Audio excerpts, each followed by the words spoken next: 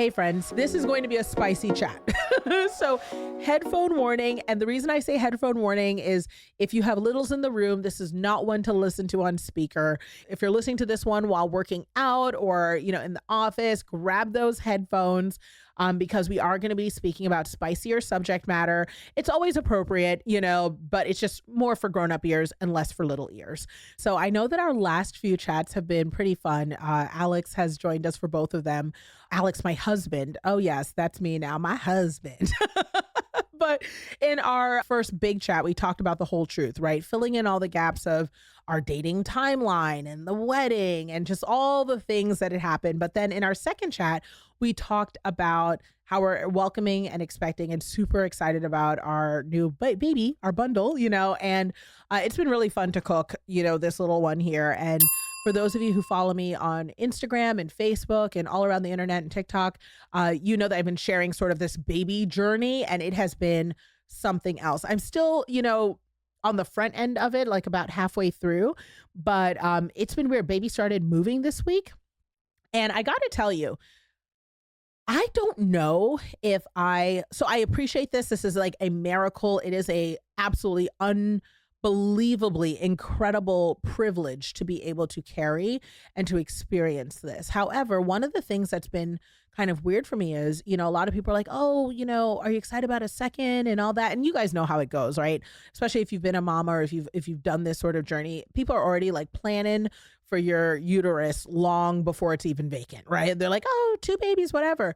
But I've said, several times that for me, this feels like my 4th child, right? I feel like I'm finishing out my little 4-pack. And this really does feel like a conclusion to the building of my family because I already have 3 daughters. And it's just sort of filling in the gap on a chapter I haven't done, which is infancy to age 3. But, I have done toddlers, I have done teenagers, and I have done the young adult season with my eldest little one being 25, which is not so little. And I do feel like this is it, so I really am cherishing these moments and enjoying this process and grateful for it. But I also don't know if pregnancy is for me. I tell you, every time I think I'm like, this is so hard, and not hard in like a whiny, complainy way, but just hard in it is unlike any other experience I've ever been through. I mean, the way that mothers sacrifice of themselves entirely and give of their body. And I just think that a lot of times, maybe because of some of the natural psychological part where we forget this process, once we have our baby, that's a natural scientific hormonal thing that happens so that we can, do it again. But I tell you, I hope none of you ever forget how absolutely incredible you are to care for another human life. And I don't mean just caring. Adoptive mothers, mothers who've used gestational carriers through surrogacy, taking on a life and caring for them is something else. And pregnancy and feeling your body change and adapt this way is really something else. And feeling, this little one move inside of me, I got to tell you, the first couple of times I was like, this is certainly gas and it is coming on strong. And it turns out it wasn't. It was a flip and a roll and a kick and and all these things. And I'm not even in the like when this little one's going to start boxing in there. But right now, it really is something else to feel life growing within. And there's just nothing else like it. And it's such a privilege. And I'm so grateful. So thank you for all the prayers, the covering, the cheers, the support, the congrats, the enthusiasm, and the advice. We've had some really solid feedback as I'm figuring out the difference between onesies and sleeper gowns and swaddling and like all the things. So I appreciate you, internet aunties. I appreciate all of you who are tuning in for your own journeys. And thank you for supporting me in the mama journey. So I do want to let you know that for this chat, and I'm going to say this very clearly, and we might even take this little snippet and put it on the front end too, but headphone warning. This is going to be a spicy chat. So headphone warning. And the reason I say headphone warning is if you have littles in the room, especially if they're under the age of, I'd say 16 to 18, this may not be for them. So all that being said, we are going to chat today about something that, since you guys have listened to the previous chats and you've been following the journey, you've asked when I say I am getting this line of inquiry more than, it's unbelievable. I have a video right now that's going viral on Facebook, and it is the #1 question, topic, conversation in the comments under this video. And the video is all about finding myself after divorce in a new relationship. And so what we're going to talk about today is dating and sex after divorce. And I want to talk about this openly just because I, one, know that it's different for everyone. I know that some of y'all after divorce or after a bad breakup are like, listen, I am not dating. I am not going out there, and ain't nobody coming over near me or my body for a long, long time, right? Like, I know that that's the case. And I know some of y'all are like, look, I am ready to knock the dust off this thing. Okay, like I recognize that there are different mindsets around this process, and I just want to address sort of how I came at it because it's different for everyone, and also just kind of let you know sort of some of the things I had to overcome, because as I've been sharing this story with other women are like, oh my gosh, like this is actually really helpful. So first things first, just so you have I'm sorry, I feel very like kind of like giggly bashful about it because it's like sitting down with girlfriends and really telling you the real. But, coming out of divorce, my husband, was the only person I'd been with for, I guess by the time we'd separated, which I talked about this more 2 episodes ago, called The Whole Truth. But I talked about sort of our separation, then our divorce process and all of that stuff. And so when we first separated, one of the things, I hadn't been with anyone else in 12 years, maybe longer than that. And so for me, I have to be completely honest, sex couldn't have been the furthest thing from my mind. I mean, one was super sick, and if you've read my book, Nothing is Missing, if you have kept up on the pod, you know that I was dealing with facial paralysis. I was a little overweight, but overweight in an unhealthy sort of way where it was just, I'd put on extra pounds from just sort of not really caring, and just not being able to take care of myself. I also was just in a place where, when I tell you sex couldn't have been further from my mind. And I think that sometimes there's a misconception because it's just easy, right? It's an easy, lazy thing to believe about women and men, when they're divorcing, that it has something to do with sex or promiscuity or a desire to be with a different partner for physical attractive attributes. And I think that's also partly because social media and the internet sensationalize that like the first, and the number one reasons for divorce are always infidelity or money. Those are usually like the first 2 reasons. But neither one of those was a reason for divorce. It wasn't because I fell in love with someone else or either one of us cheated. Well, I know I definitely didn't cheat. I don't think he did either. But, like that, was not the issue. Right. And it wasn't because I desired to be with someone else. It wasn't because I met someone else. Literally, and I think a lot of women can relate to this, I was just tired. And not tired of my marriage, not tired of my relationship per se, but I was exhausted. Like I'd been working so hard, I'd been momming so hard, I was just tired. And in that exhaustion of building a multi-million-dollar business, filming a TV show, surviving a pandemic, dealing with a child going into rehab, battling cancer with my middle daughter, and doing a lot of that within the constructs of marriage, but feeling very alone in that process and neglecting myself and feeling neglected, I truly didn't even think of sex as a form of self-care. Intimacy is the type of thing that, especially in a marriage, can waver, and it does. And I think a lot of people can relate to that depending on, for some women, it's something traumatic, like where maybe something traumatic happened in, the relationship. And I do think a little caveat / trigger warning here, for some of you, sexual assault and rape can exist within marriages. Non-consensual sex doesn't stop being non-consensual just because you get married. So I think it's just really important to say that out loud that, some of the reasons why the intimacy may have wavered in your marriage is because maybe there was something that occurred that felt like a violation to your body, and thus your vulnerability is no longer present. And that has affected your ability to interact with your partner in the traditional norms of a marriage sexually. Sex can also waver as your body changes, when you are having children, when you are dealing with postpartum, when you are more stressed at work, and then not just for women, but also for men, there's the emotional connection to sex. So as your relationship varies emotionally and you're dealing with, hitting certain goals personally or hitting goals as a family or financial and money stresses or parenting stresses, those emotional issues can also affect the intimacy and the frequency of sex and the quality of sex in a relationship. And then just very transparently and candidly, some of y'all don't even know what good sex is. And you marry these people because you love them or whatever the definition is that you hold of love. And you may not have had a lot of partners. You may not have had a lot of experience. And so, I think a lot of women sign up for marriages that involve naturally sexual relationships, but then realize that maybe they don't like sex with their partner, or their partner is not very good at it, and or their partner is not willing to change or grow or learn or evolve to their sexual appetites or to a mutual sexual state that, makes it encouraging and exciting to continue to have that relationship, right? So whatever category it is, or whatever worlds you travel between as you're, evolving in this relationship. And I should also probably throw out here, just as a tiny caveat, I know that this conversation may be weird for some of you to hear because you all know I'm a God girl. I'm a Christian.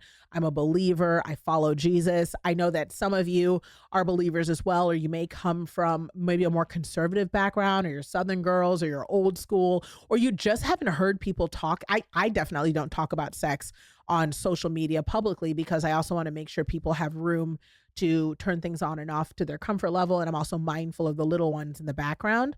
But let's just be clear, sex is totally normal, and evolutions in your sexual relationship with your partner are also totally normal. And this is not a judgment or an indictment off of how people have sex or what they enjoy privately in their bedrooms, or whether or not they're having it premarital or postmarital, or, LGBTQIA plus, or this is not any of that. I am just talking about sex as a concept. Okay.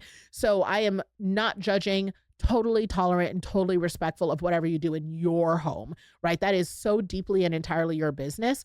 But I'm just sharing so that you can understand kind of the background of what it looks like to step back into your body as a sexual being after taking off so much time, seeing yourself in that way independently. Because I think a lot of women confront this on the other side, or maybe even think about it as you're thinking about divorce, being like, how am I going to get back out there? Because I've had some women pop into my DMs and say, I can't even imagine, like, I'm 50 now.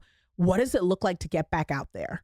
Because sex was, defined by the relationship I was in before. So some good sex days, some no good sex days, or, it was never an issue for us. And I felt comfortable there because I knew exactly what we were going to do and how we were going to do it. But now I have to relearn all of that. So candidly, that was me.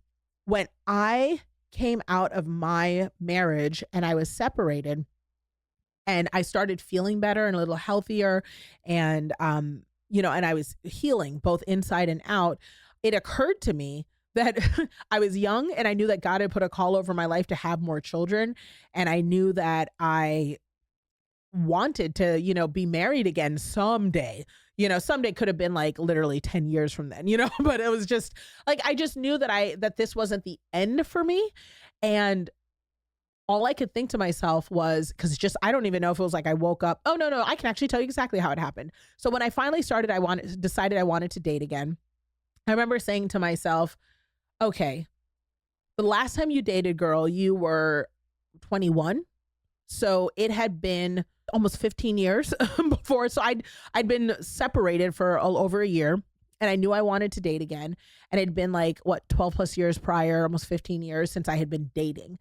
Dating in your 20s, early 20s at that, is not even remotely like dating in your mid 30s, late 30s. It is not even. I was coming to the table with so much knowledge around who I was, things that I'd already accomplished. I had babies at this point. I definitely had grown. I'd had 8+ years of therapy. My understanding and expectations around a relationship, so different. And I think a lot of y'all are nodding your head right now too, like so different, right? Compared to where you were when you were younger. You're not looking for a partner to complete you, to help you hit certain goals per se. I mean, even if you want someone who's going to be supportive, it's just a different energy, right? And frankly, we have a headphone warning going on here. We're not here with the bullshit. Am I right, ladies? Like, that is the real of it all. We are not here to settle or deal with some nonsense that we may have dealt with either in our previous relationship or in relationships prior when we were 21. Some of the things we used to put up with are a no-go this time around. And for me, that was so much my energy. And I felt a little bit apprehensive because I was like, dang, am I putting this bar way too high? Right? Like who is even going to match up? Who is even out there that's going to make me enthusiastic about a second date? Right? That was the energy. But I was like, you know what, Nicole, you can get out there and just see, because the landscape, just for any of y'all considering it right now, it looks different. People will tell you like, oh, dating's so hard. It's terrible. It's this, it's that. Let me put you on to exactly what needs to happen. Hopefully, if it works for you, that helped my approach in getting out there again. So my old self, yes, there was social media and yes, there were dating apps and websites, but they're not like they are now. People's attention spans are so small that like back in the day, you had to fill out a whole profile, write paragraphs, come up with thoughts, select photos. Like it was a whole thing. Now swipe right, swipe left, keep it moving. It's so quick, and they're literally judging you on appearance alone, right? And so it's very different. So the platforms that I used, I was on an app called Bumble, and Bumble is female driven. And now I just want to let you know, none of this is a endorsement of the platforms. I'm just telling you what the platforms are. I did ultimately meet Alex, my husband, on Bumble. So I guess it works, right? But the reason I liked Bumble was because Bumble is female driven. So you initiate contact. I felt a little bit, at least when I used it, I felt a little bit more comfortable in knowing I was driving the conversation. I also felt like the profiles had a little bit more information. It wasn't just a swipe right, swipe left.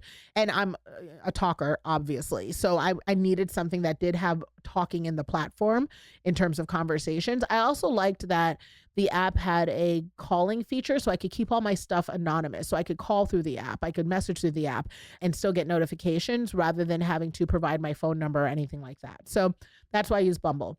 There's also platforms like Hinge. I was not on Hinge, but I heard Hinge is a little bit more of a matchmaking style where they try to use algorithms and tests and all that to try to match you with people who might be more compatible. And Bumble is not like that. And then I was also on a app called Raya, which is like, Raya is supposed to be like a celebrity driven app, or fancy pants people app, where it's like, if you are high net worth or whatever, you can get an invitation to be on that platform. So it's supposed to be more curated, where it's like only the people on here are of a certain world. So entertainment industry, whatever. I did go on one date from that app, and it was with I guess I'm going to describe it as a 90s heartthrob, whatever. He was in a couple different movies that were fairly popular in the 90s, and 90s, maybe more early 2000s. And, I'm not going to say his name or whatever, just to like mind everyone's discretion, but it wasn't a good fit for me. And he also ended up being married, also not a good fit. So that was, but I did not recognize him because I only knew his first name on the app. But then when I saw him in person, I was like, oh, this is that guy, but he's very popular, did a lot of movies, back in the day. But I only did one date off of that. And it's a very LA experience, story for another day. But, I did end up going on a few dates on Bumble because that was the app that I preferred. So that's my first tip, is that if you are going to get on the apps, pick one and kind of let that be your thing instead of feeling like you have to be on all of them and bounce between. Then the other thing I did was I had conversation. So, but not too much. So on these apps, I actually put out the effort to have a conversation, like not one worders, like, oh, okay, well, what do you do? Sure. Yes. When I tell you how many guys were so appreciative of the fact that I was like, do you like tacos? What's the deal with the West Side? Is it always like this? Like, oh yeah, I can't figure out the 405, but I think I might go over to this place. Like the fact that I was having a conversation like a real human, instead of giving one word answers where they're like pulling teeth, that alone made for a better first date, because I felt like the energy coming into it was one where whoever I was meeting, was like more excited to meet me, I guess, like, because they were like, we're continuing a conversation. It didn't feel like they're pulling teeth. And then the first date for myself, one of the things I always did was I'm going to meet a friend. That was like literally how I approached dating. It was like, I'm going to make a friend. I'm new to the city. I just want to see what this person is like. And they seem like really cool. And, I'm going to make a friend. If there's any sparks or chemistry, that can be explored, but ultimately meeting a friend.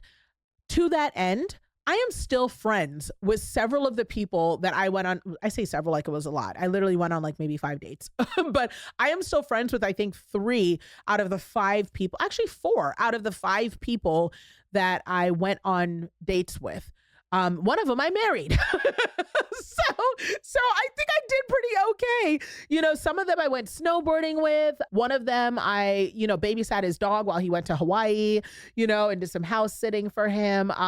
Another one is actually ended up marrying his middle school sweetheart, but I still send his son, birthday gifts because I was looking to make a friend, and some of them I went on second dates with, but ultimately it was nice because it took a lot of pressure off of it. And I think a lot of us, when we think of dating, we're thinking, oh, we're looking for a partner again. But if you say, look, I'm just looking to meet people and have a friend and get to know them, it's so much easier. And then when you also remove the dread of going on these dates again, if one doesn't work out, it's kind of like, oh, I went to go meet someone. And, and then all my dates were always things that I actually wanted to do. So it was like, let's go snowboarding. Let's go rollerblading. Let's try this restaurant I wanted to try. Let's go visit this part of town. Let's go for a walk and get a cup of coffee on the beach. Like just stuff that I'm like, this is how I would spend my time anyways. And hopefully I get to have good company with me. And what happened there was my dates were just so much better. It was just like hanging out and it was great. It took a lot of pressure off of me from feeling like just weird after divorce, like I learned a lot about myself and I learned a lot about other people and I made friends and I eventually found my husband because that date felt different from all the other dates. It was sparks and what is happening here. And, we've talked about it before, but it was just very different. And I knew that not only did I want a second date, but I wanted a third date and eventually I wanted forever. So that's how that went. Now let's talk about the sex part. Transparently, I can tell you that sex didn't even occur to me. Oh gosh, this is a weird thing to have a weird conversation to have while pregnant because I literally feel like teary / embarrassed / whatever, but let's just do it because it's real. Sex didn't even occur to me until I went on a date and I was like, oh my God, people have sex. How did I know this? Because this date did the whole like kiss thing and was like, oh, can I come up? Like that whole thing. And I was like, oh no. And my brain, anyone who knows me knows this. I am really great at business. I'm really great. I'm quick on the uptake with deals and negotiation. I am a bonehead when it comes to fellows. When it comes to the men's, it is not my ministry in terms of picking up the signals. I have literally had whole conversation about Mexican restaurant menus while being hit on by a guy because I did not realize I was being hit on. I have gone in depth about the texture of guacamole because I did not pick up that he was just making BS talk to try to get my number. That is how like my brain was that closed to men because I'd been married for so long. I was like, oh, he was hitting on me? I did not even pick that up. So when I tell you, when this guy said, oh, can I come up after the date? I was like, no. I was like, oh, no, I'm just good. And I think I was probably even a little bit over the top about my no, but, and he like chuckled a little bit and I was like, sorry, I wasn't even ready. I like didn't even think on that level. And he was like, oh yeah, no, it's cool. Like he was cool about it, but I didn't even realize that was on the table. And then I get upstairs back to my place at the time. And all I could think was, oh, this is like a thing. Like this might be a thing that happens. Like this is part of it. Because I just didn't even think of it. And so then I had to go into, and you guys will all appreciate this because I think it's something that, again, no one says candidly, the preparation around having sex again mentally with someone who's not your husband. Like, what? Like, someone else is going to see what does that mean? Like, what do I like? What do I do? Do they still kiss the same? Are there new things? Like, what is going to happen? And then it was like preparing one's lady bits, like, what is that about? what are the kids doing now? Like I remember in the 80s, it was like full on, bush town, but like even if you were keep yourself well manicured for personal preferences, what are they doing now? I'm not even kidding, y'all. I made an appointment with a wax lady the next day because I was like, I don't even know what the I've just done general maintenance. My appointment with this wax lady was simply just to have conversation around, because I figured she was the expert. She professionally sees lady bits all day. I was like, I need to sit there and ask her, what are the kids doing? Like, what is the norm? What is the baseline? Give me some data. So I literally go in and I sit down with this lady, Russian, super sweet, very patient, thought it was funny, but I'm also like, this is my real life. I was like, I am divorced. Like, what is the thing? And she was like, oh, well, whatever you want. And I was like, that's not the answer I need. Like, I need more guidance. Like, what are people accustomed to seeing? Because the last thing I want, no one's been down there for a while. When someone does get down there, I don't want a shock and awe situation. I want them to see everything as they anticipate. And I want them to feel like it's easy to navigate. This is what I'm seeking out. Oh, Lord, I can't even believe, but this is real. This is real. And so she says to me, she's like, yeah, you can get whatever you want, but people do everything from landing strip, which is sort of just that a little bit in a straight line, right? Like, but kept very low, or all gone. And I was like, all gone. I was like, huh. I just have to say, some of y'all right now are like, yeah, that's like what we do, whatever. Listen, I was married for a while. I was not worried about anybody being in that vicinity. I've been separated for a while. Like my ex-husband knew I was dating. He was dating. I was still not worried about anyone being in that vicinity. When I heard all gone, I said, oh, we have entered a new territory. So I finally was like, okay, all right, let's do something. I get on this table because I'd been doing, self-maintenance for a while. And so I was like, I get on this table. I'm not even kidding. Y'all, she holds a mirror up so I can kind of see, and she can show me like kind of what I want to do. There were gray hairs in my lady bits. I said, no. I said, Jesus, no. I said, there is no way I'm going to get a man. If I didn't even know you could go gray down there. You can go gray down there. My first reaction was, ma'am, does everyone have grays? Is that a thing? And she was like, yeah. She was like, how old are you? And I was like, approaching 40. And she was like, yeah, it's normal. Eventually it'll go all gray. And I said, what? No one tells you. I'm telling you. And some of you already know. And so I said to her, what's the answer for that? Are people like, I need my whole situation to give youthful, because I am in a position right now where I'm trying to reclaim my youth and reclaim a man. Everything's got to give youth. Okay. Like if he's looking at me and thinking, wow, between the Botox, the fillers, and a good workout, her face is giving 32. Let me have it, y'all. No one's asking you to, let me have it. Her face is giving 32. I can't have him get down there and be like, sis is 40. Okay. Like, what do we do? I was like, do you dye? Do you tweeze? Like, whatever. She was like, I mean, you can pluck it. She was like, but people just do all gone. You're just going to have grays. So mind you, me and the Russian are reconciling this moment right now where I am fully exposed and realizing that there is no hiding, right? The what is it? The drapes don't match the curtains. Like, it's all here, right? Like, cause sis wears a wig. I can be any hair color that I want to be, but down there, it is what it is. There are no clip-ins for your lady bits, So she went ahead and she just was like, look, we can do all gone. So, I mean, that alone was an experience, and I can tell you, I walked out of there and I felt every breeze known to mankind. The ocean air was hitting places I had never felt before. And I was like, okay, well, if this is what ready looks like, I guess this is ready.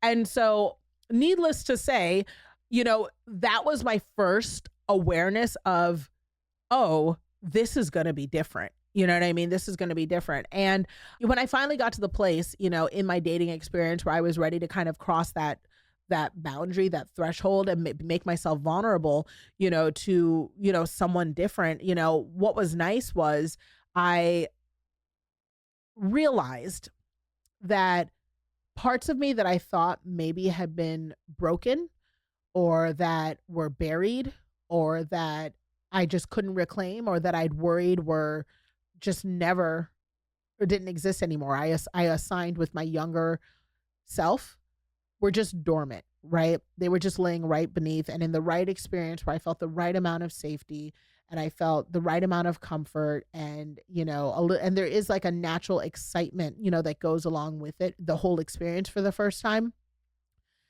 And I'm older now and more mature and I'm more in command of myself. And, I know who I am in a way that's so different. And there's a confidence there that you can reclaim and step into your sexuality as an older woman, and as a divorcee and as someone who for the first time is getting out into the world on your terms, and it was awesome. And it was awesome.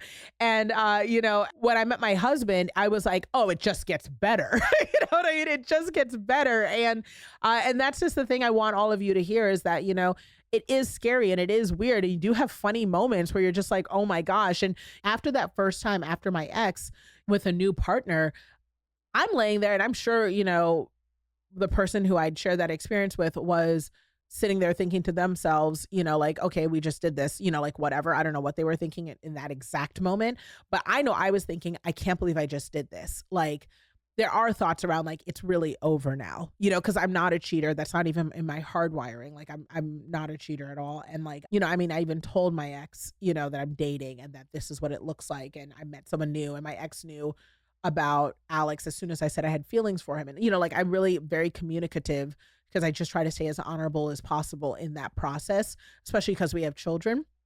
And when I tell you, for me, it was definitely a like, oh, this is over, because there isn't any going back at that point, even though I was like a year plus out from then. But I also felt a relief and I felt comfortable and I felt excited and I felt satisfied and I felt happy and I felt proud and I felt capable. And there are lots of great feelings that went along with some of the sadness and the grief of mourning what was clearly a closed chapter. So, transparently, you're going to have a little bit of A and a little bit of B, but it's overwhelmingly good and it's overwhelmingly positive. And if you have a therapist, there are things you want to communicate and have a conversation about too, because there's a lot of feelings that go along with it. But what I can tell you is I don't regret anything. I'm so grateful that I dated. I love being married and I love my husband. And I feel like, I don't want to knock it for those of y'all who are getting back out there, but I'm like, I think I got the last good one. I wish you the best, right? There's a lid for every pot, but I really feel like I got the last good one. He is so amazing. But I will say that I'm so glad I got back in the dating world. I feel like I got my fill. I didn't go on a ton of dates, but I met some great people and are still in my life and I am grateful for them. And, I am glad I feel like I got my fill of that world, if you will. And it was a little tougher than I remember when I was 21, but I also was a little tougher than I was at 21. So I could handle it and you can too. So if you're wondering if you can date after divorce, I definitely think you can. And the only bit of advice that I really have for you is find a great Russian with gentle hands.